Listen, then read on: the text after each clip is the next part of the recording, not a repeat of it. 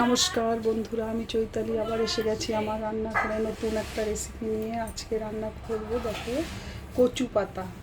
কচু পাতাগুলোকে আমি সিদ্ধ করে লবণ দিয়ে সিদ্ধ করেছি, করে চটকিয়ে মেখে নিয়েছি। এর মধ্যে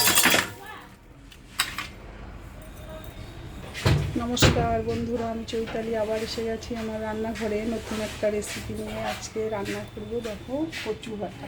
কচু পাতা আছে না, কচু পাতাকে আমি সিদ্ধ করে নিয়েছি লবণ দিয়ে ভালো করে, তারপরে চটকিয়ে নিয়ে এটার মধ্যে লবণ হলুদ দিয়েছি, আর এখানে রসুন কাঁচা লঙ্কা নিয়েছি। এখন আমি কড়াইতে তেল দিয়ে দেবো। এবার কড়াইতে আমি তেল দিয়ে দেবো।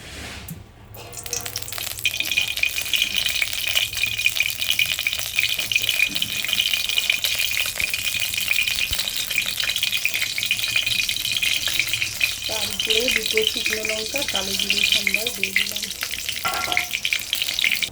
এখন আমি তেলের উপরে রসুন কাঁচা লঙ্কা দিয়ে দিব।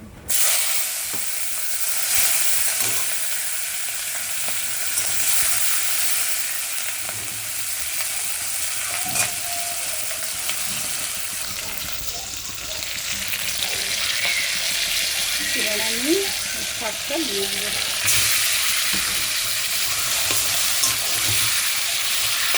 ভালো করে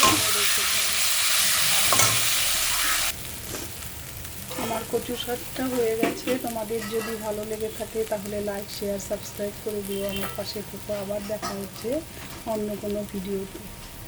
টাটা, সবাই ভালো থেকো, সুস্থ থেকো।